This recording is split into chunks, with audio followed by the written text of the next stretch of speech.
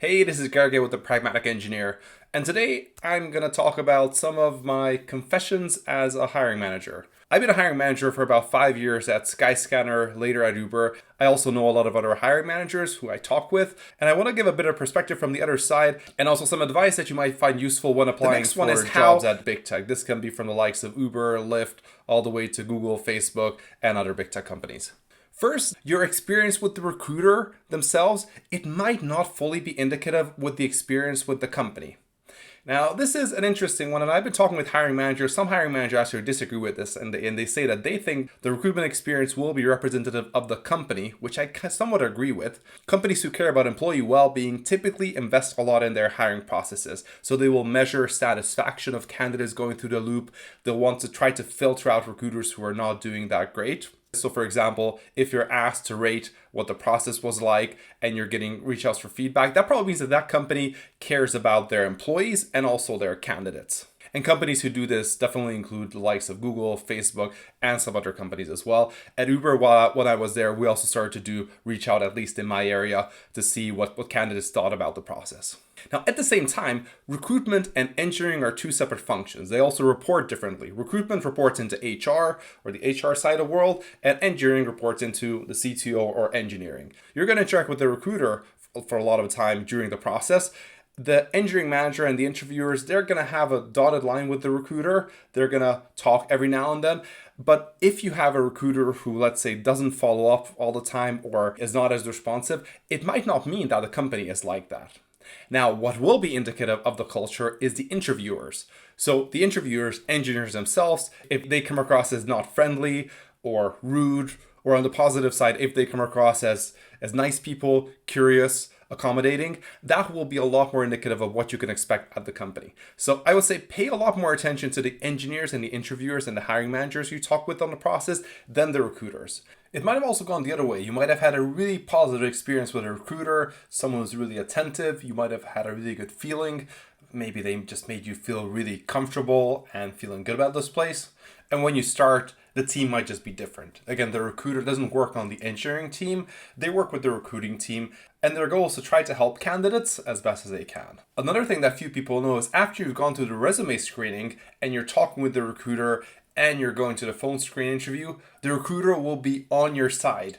They're going to be one of your biggest advocates.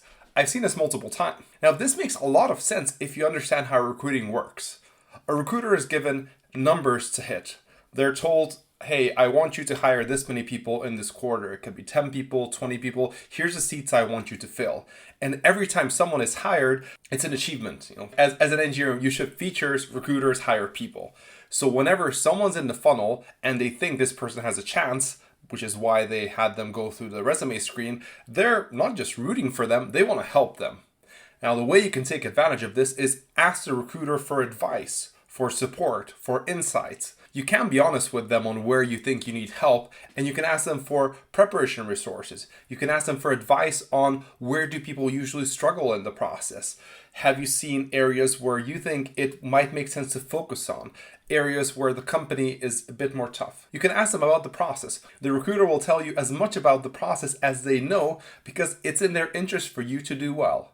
I know some recruiters who I worked with at Uber who actually coached some of the candidates. So they told them, hey, you should study this, you should look into this. They also quizzed them on a couple of questions, preparing them for the phone screen.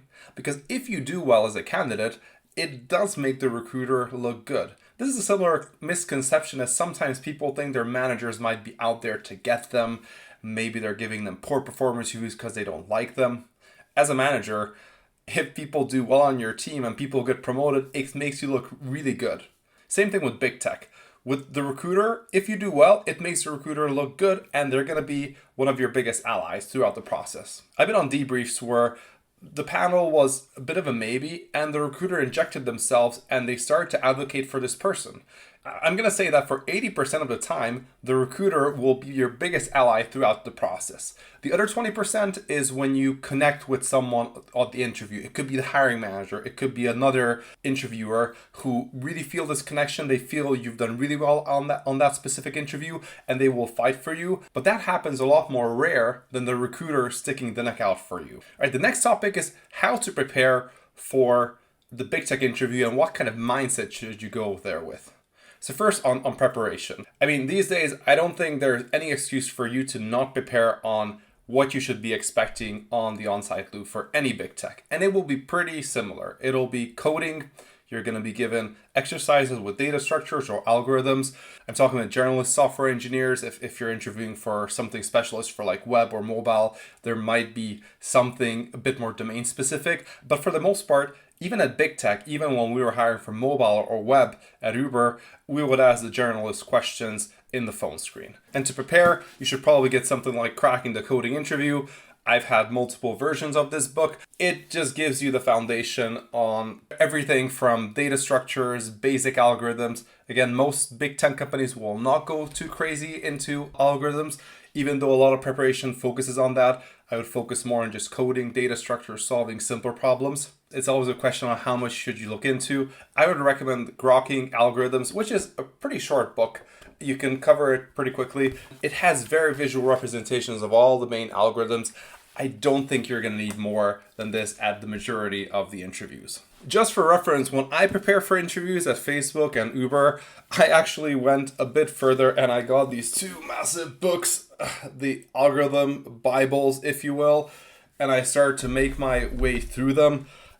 I probably made it until the third of it. It's got a lot of maths in it. It's got good content, but I would not recommend this. I have not used any of this advanced knowledge either on my job or on the interviews. So, if you want to spend a bunch of money, just get it. But I recommend Grokking Algorithms over these two, and also content-wise, you'll be better off. And if you're more senior, you should probably look into some things like system design. The best book I can recommend is The Systems Design Interview, an Insider's Guide. And there's a bunch of online resources and so on that you can look into. Obviously cover the domain basics. Make sure that you're comfortable with the language of your choice. At big tech, you typically can choose whatever language you want to use. So just make sure you know that language pretty well. With the primitives, what it supports and what it doesn't support. Just practice. Practice coding, practice whiteboard designing interviews. Whiteboarding is slowly starting to get out of style, but some places just do it. So just look up for the specific company, the preparation advice.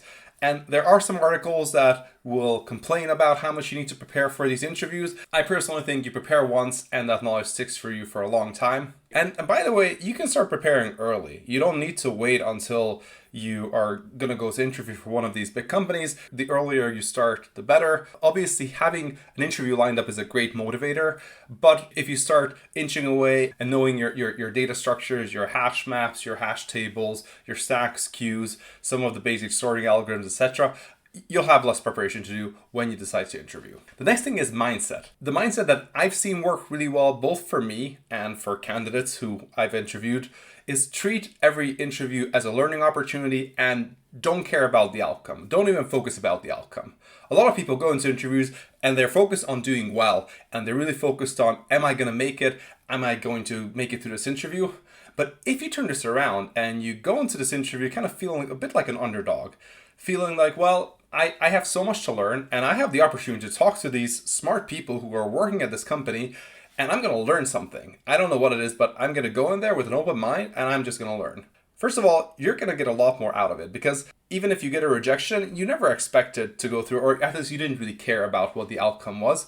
And you'll definitely take something away. So even if you can't finish the interview or you get stuck, instead of being stressed out, you're gonna ask the interviewer like, that's interesting. So I think I'm stuck here, but do you have any ideas on where I could go? Or do you have any ideas on what I might have missed? So you're now turning a conversation into more of a curious one. And also, it just changes the dynamics. You're going to ask a lot more questions from interviewers, which as interviewers, we love questions. So when I'm interviewing, I love when people treat it as a collaborative exercise. There's this preconception in people's head that you go there to interview, they give you a question, you need to spit out the perfect solution and you're done. Well, that gives me as an interviewer the signal that you can solve the thing somehow. Maybe you just knew the question, by the way, but it doesn't give me anything on teamwork. If I could choose between someone who just did this, they stay quiet for, 5 minutes and then spit out the perfect solution, or someone who talks with me throughout the process. They tell me what they're thinking. They ask me some questions. They confirm that the assumption is correct. I'm going to get a lot more signal from that person, and I'll say, well, this person not only solved it, but they did good teamwork, good communication, which is really important at big tech. At big tech, you're going to work so much with people. Communication is starting to be one of the signals that is a key signal that people are collecting. Basically, people who are not good at communication will have a harder time getting an offer, even if they're good at coding. So just take this mindset and don't just do it for the interview. Do it even before and after. When you talk with a recruiter, tell them that you're super excited to learn, you're excited to get feedback, there's things that you could get better at, and you'll see where this goes. Do it on the interview as well. So when you introduce yourself, you can just tell that you're excited to be here, you're excited to learn something new, and to solve problems together with the interviewer. When you're doing the problems, don't think about them being stuff. Think about, this is an interesting problem that I didn't come across, and this is so interesting. I wish I knew how to solve it. Let me work with the interviewers to see what I can do. When you finished and you got the solution, don't just stop there and say like, oh, I'm done. Say, I wonder if there's any edge cases that I didn't cover. When people ask you how you would productionize the code, you tell them how you do it, and then you turn around and say, but how do you do it at your place? What other things do you do? Do you have canary tests, for example? Would you actually do that? What is your rollout strategy? How do you deploy code? What does your day look like? Just be curious. Go there wanting to learn something, and you're going to learn a bunch of stuff about how the company works, how those engineers work, and you're going to make a lot better impression. As a hiring manager, and it's not just myself, but most hiring managers, we love curious people. When you go into big tech, you're not going to know half the stuff because the internal systems are different. You've never seen them unless you've worked at that company. And even if you did a few years ago, they've changed already. You need to be curious and a fast learner. And those are the type of people who are more likely to get offers as well. So just going with this mindset, focus on the learning and not the outcome. In the worst case, you go to a couple of interviews, you learn a bunch of stuff. Yes, you get rejections, but you learn a bunch of stuff. And then you get an offer at a place where you just knew everything by that time. You've just learned it on the way with interviews. The next advice is pay attention and be fully present. There's a lot of advice videos from people who have cleared interviews at Amazon, Google, Facebook, all these places, and they're going to tell you how to beat the behavioral interview with the hiring manager. That's me. I'm the hiring manager. So let's play this out. Hey, I'm Georgi. I'm a hiring manager at this company. I'll talk a little bit about myself, about my background. And I've read your CV. I see your experience. Would you mind just briefly summarizing your experience and talk about what motivates you looking ahead? Now, at this point, a lot of people just flip and they realize, okay, intro time, and they do their intro, the stuff that they often have practiced. They didn't pay attention that I asked them to talk briefly about their background and talk about their motivation, what they're excited about, what they're motivated about. And this happens a lot of the time, not just with this specific question, but I might ask them to tell me a situation where they disagreed with someone who was more senior. Some people just start to reach into those examples that they have written down in their head, and they start to recite an example that is closest to that. Now, the people that I really get along really well and I pay attention to, and I think these are the people I'd like to work with, are the people who are focused on me. They're not focused on trying to understand the question perfectly with the STAR method, having the situation, the actions, the outcome. They're actually listening to what I'm asking them, and they're having a conversation. And we will often go back and forth and reflect back on previous things. So I do this all the time where I'm focused on what that person is saying, and I reflect on what they're saying or what they said before. For example, in their introduction, they might have mentioned that they had this project where they stepped up to add tests to the project where there was none. And a lot later in the interview, I might refer back to that saying, oh, so you mentioned that you added tests at that point. Can we talk a bit more about that? Especially in the context of, let's say, mentorship. Did you mentor anyone to add some more tests? Or how did it impact your team? And that's the same thing that I kind of expect from people, but I rarely get, is someone having a focused conversation. This is especially true with the hiring manager or behavioral interview, being present, understanding the question, clarifying it if it's not clear. I see this all too common. I ask a question and people misunderstand it, or they don't know exactly what I'm asking, and they start to answer something. They just take one of their template answers. And it's completely clear. This gives me the signal that you're not a good communicator. It's more important for you to not to lose face than to clarify something. A good example of this can be a question that I often ask is I ask people if they have a mentor or if they're mentoring other people. And mentoring means different things for different people. Now, some people, the people who pay attention, they will often clarify with me saying, what do you mean under mentoring? And then we have a conversation about mentorship, and then they're going to tell me what they did or what they didn't do. Some people just straight up jump in and they talk about some other thing. For example, I might have asked about if they mentor someone, but they misunderstood or they don't know, and they're answering about how they had a mentor or the other way around. These are awkward things, but it shows that you're either not present, or you don't understand what I'm saying, or you're hesitant to ask, and most importantly, you're not someone who is really having a conversation. So next time you're gonna have a hiring manager interview, a behavioral interview, and even the normal interview, make sure to want to have this conversation. And the mindset of being curious and wanting to learn really, really helps. If you go into the mindset of I want to do well and I want to impress, you're going to be afraid to clarify. Going with the mindset what I want to learn, well, you should probably clarify to make sure we're talking about the same thing. And also you're going to ask questions. The thing that I see very rarely, and every time it's a huge bonus on the hiring manager interview, is people asking questions of me, not just at the end, but during the interview. So for example, I might ask the person about, all right, well, tell me, how do you do testing at your current company? Do you have automated tests, unit tests, integration tests, end-to-end tests? What is your thoughts on testing? And then they'll answer, we'll talk through, and then they turn around and ask me, so by the way, can you tell me, how do you do testing? What is your take on testing? Me, as a hiring manager. Rarely anyone does it, and the people who do it shows they're curious and they're unafraid to have a conversation in any setting. It's not just unafraid, they're actually curious to do it. So just do this, be fully present, worry less about how you'll be perceived, and have the conversation with the interviewer, the hiring manager, the design interviewer, the coding interviewer, etc. The next insight is interviews are a two-way street. You're probably feeling that you're being interviewed, but you should also interview the company. So you should not be afraid. At the end of every interview, you should ask questions. You should imagine, what if you're getting an offer? Do you want to work here? And there's no better place to talk than with the engineers or with the hiring manager. And I think you should ask honestly questions that you care about. For example, when I worked at Uber in 2017 and we had this terrible press, some of the best candidates, they asked straight on. They asked, is the culture as rotten as it seems? And what do you think? Why are you still here if the culture is like this? And I thought that was fair questions. It was honest. They asked what they wanted to know. And, would you want to work at a place where you're unsure about certain things? So you can ask hard questions. Obviously do it with good language and some of the professional skills. But you should ask about the things that are important to you. If diversity is important, ask about that. If work-life balance is important, ask about that as well. Figure out what is important for you. Learning, having budgets to go to conferences, people sharing knowledge, etc., etc., etc. Figure out what is important for you. Get your dream list of what company you'd love to work at, and reverse interview the company at the end of each interview. Now, one of the last points is these interviews will feel really exhausting, especially if it's in a setting where you do actually go on site. Right now it's COVID, so it's probably going to be virtual interviews, and they likely will not be one after the other. These interviews don't fully represent what it's like working at these companies, but they can represent some of the more crunch times. So there will be days, especially if you're in a more senior position, where you will have even 2 of these interviews a day, multiple meetings. You'll have to get your code in there. You're on call. There's now an alert. So I remember that both my Uber and Facebook interviews were really exhausting, and some of my Uber days later were also similarly exhausting to what I felt at the interviews. Not all of them, not the majority of them, but some of them. So just know that big tech often has a higher pace, especially when you are on call, which is pretty common at these places. Also when you have deadlines. It's not true anywhere. So when I talked about this topic with other hiring managers and people working at companies, some people are saying they don't think the stress of the interview represents the stress of the day-to-day.